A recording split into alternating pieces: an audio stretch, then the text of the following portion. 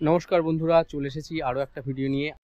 আজকের ভিডিও যেটা নিয়ে সেটা হলো মা আর আমি যে সাতটা নার্সারি গেছিলাম এবং সেখানে গিয়ে যে ছোট ছোট ফুলের চারা কিনে এনেছিলাম, চন্দ্রমল্লিকা, ডালিয়া, তো সেইগুলোর এখন এই ঠিক 1.5-2 মাস পরে কীরকম আকৃতি হয়েছে, আকার হয়েছে সেটাই দেখাবো। তো প্রথমেই চলুন চন্দ্রমল্লিকা ফুলগুলো দেখে নিই। এই দেখুন ছোট ছোট চন্দ্রমল্লিকা, তার আকার এখন এরকম হয়েছে।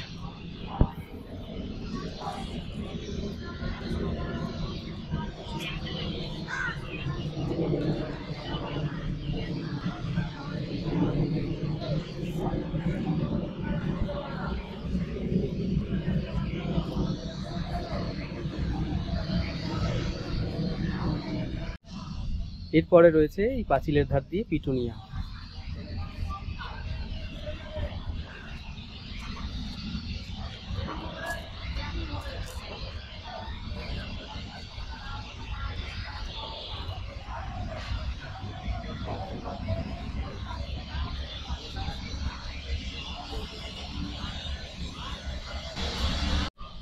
এরপর এখানে রয়েছে ডালিয়া গাছগুলো।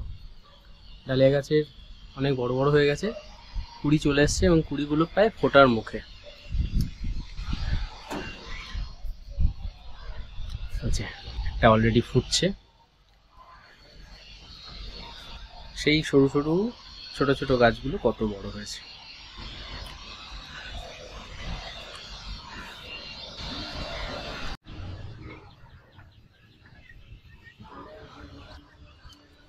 এরপরে রয়েছে এই গাঁদা ফুল গাছ।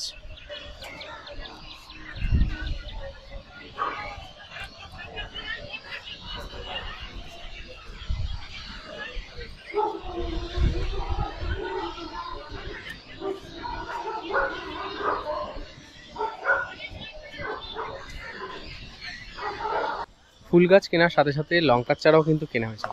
সেই লঙ্কা গাছগুলো দেখাচ্ছি কত বড় হয়েছে।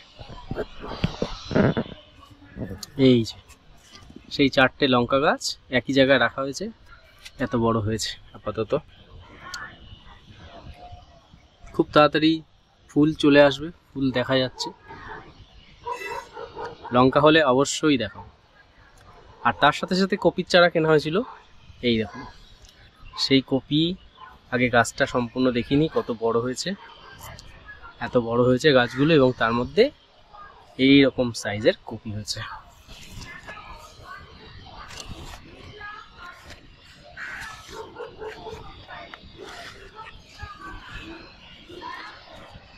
আর এটা সেদিনকে কেনা হয়নি, পরে একসময় টমেটোর বীজ এর মধ্যেই লাগানো হয়েছিল, তাতে প্রচুর পরিমাণে টমেটো হয়েছে। এদিকে তো টমেটোর ভারে গাছ নুয়ে পড়েছে। এই দেখুন কত টমেটো এদিকে ভর্তি হয়ে আছে। এপাশেও একটা কপি আছে। বেশ দারুণ লাগে যখন ছোট গাছ বড় হয়ে ফল দেয়, এটা দারুণ আনন্দ। ফুল গাছের সময়ও, ফুল গাছের টাইমেও যেরকম ফুল হলে খুব ভালো লাগে, ফল হলেও বেশ লাগে। এদিকে দেখুন আমাদের লেবু গাছে কি পরিমাণ ফুল হয়ে ফলও ধরে গেছে। প্রচুর ফুল এসছে এবং তার সাথে সাথে লেবুও হয়েছে।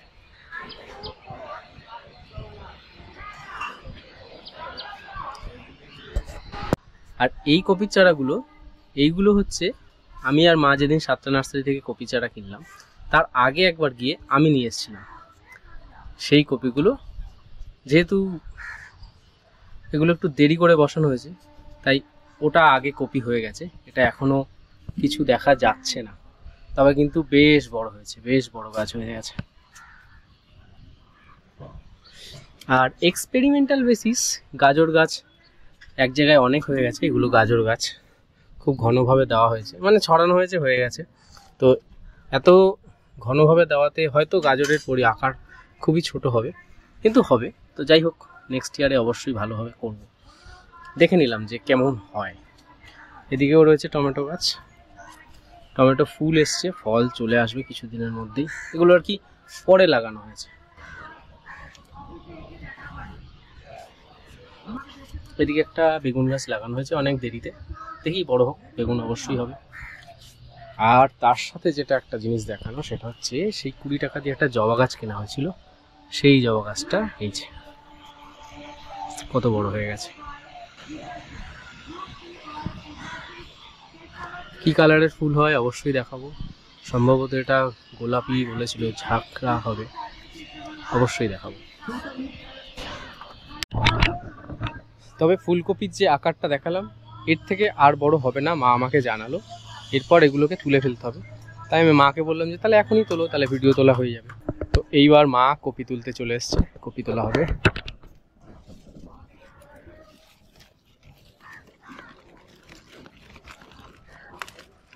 টাইট না খুব,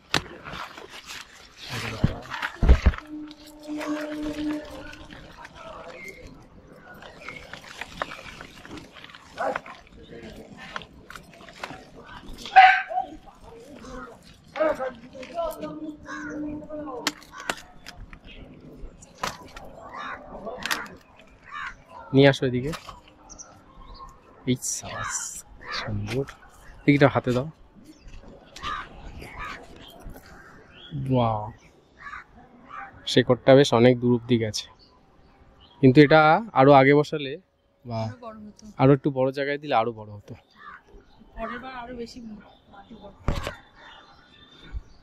থাকুক, এক জায়গায় থাকুক, তারপরে আরো তুলে নিই, তারপরে দেখাচ্ছি।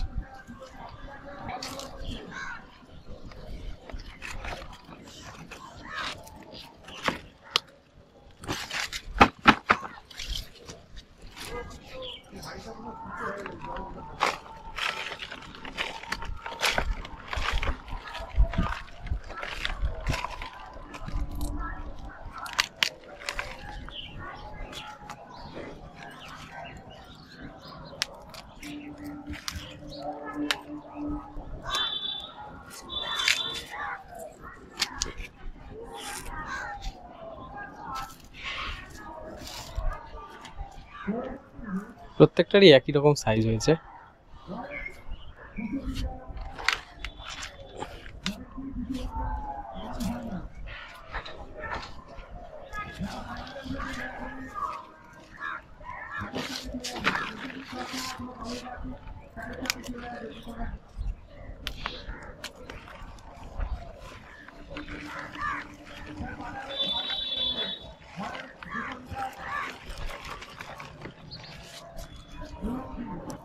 এই ফুলকপিটা অপেক্ষাকৃত একটু ছোট বাকিগুলোর তুলনায়।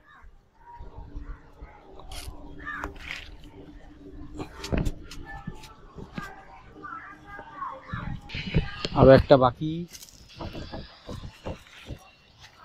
এইটা সব থেকে বড়। খাবার বেশি দিয়েছে।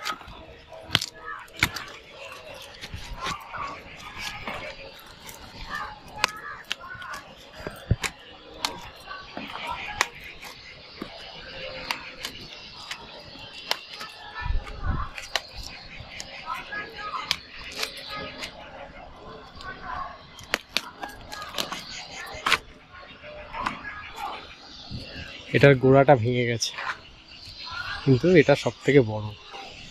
বড়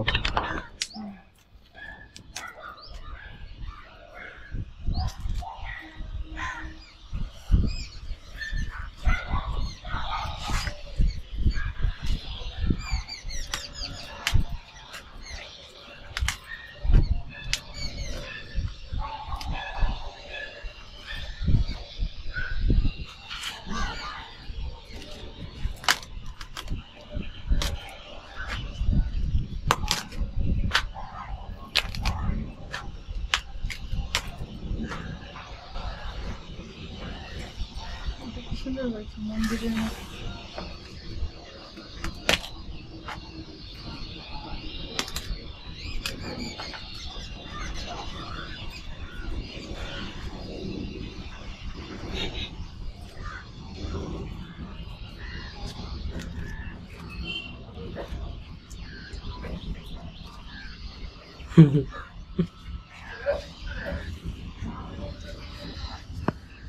এই হলো আমাদের এবছরের ফুলকপি।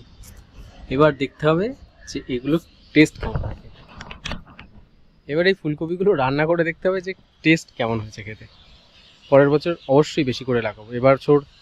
এবছর এক্সপেরিমেন্টাল ছিল, তো পরের বছর অবশ্যই বেশি করে লাগাবো এবং অনেক আগে থেকে লাগাবো। এবার একটা মজার কথা বলি, সেটা হচ্ছে এই যে সম্পূর্ণ কপিগুলো হয়েছে, এখানে যে আমি দেখাই গ্রো ব্যাগটা, এই গ্রো ব্যাগে যে মাটিটা রয়েছে, মাটি কিন্তু উপর থেকে দেখা যাচ্ছে এবং মাটির পরিমাণ অনেকটাই কম, আরও উপরে আসা উচিত ছিল মাটিটা। যাই হোক, এক্সপেরিমেন্টাল বেসিস যেহেতু বসিয়ে দিয়েছি, এখানে মোটামুটি 6 ইঞ্চি এখনও একটা গ্যাপ আছে। তো এটা যদি 4 ইঞ্চি 5 ইঞ্চি মতো করা যেত মাটি দিয়ে, তাহলে কপিগুলোর সাইজ হয়তো আরও বড় হতো। আর একটা জিনিস যে বলে রাখি, এর মধ্যে কিন্তু রাসায়নিক সারের কোনো প্রয়োগ নেই। কি আছে? শুধুমাত্র সবজির খোসা। রোজ দিন বাড়িতে যে খোসাগুলো বের হয়, সেগুলো আমরা এই গ্রো ব্যাগের মধ্যে দিতাম এবং মাটি চাপা দিয়ে দিতাম করে এগুলো করা। এই যে কপির পাতাগুলো বেরোলো, এগুলো কিন্তু প্রত্যেকটা মাটিতে যাবে এবং কিছুদিন পর এই মাটিতে থেকে পাতাগুলো পচে যায় এবং সেই যে সার উৎপন্ন হয় বা যে পুষ্টি উৎপন্ন হয়, সেটাই কিন্তু গাছ পায় এবং সেখান থেকেই সবজিগুলো হয়েছে। ঝোপ জন্য বসে আছে।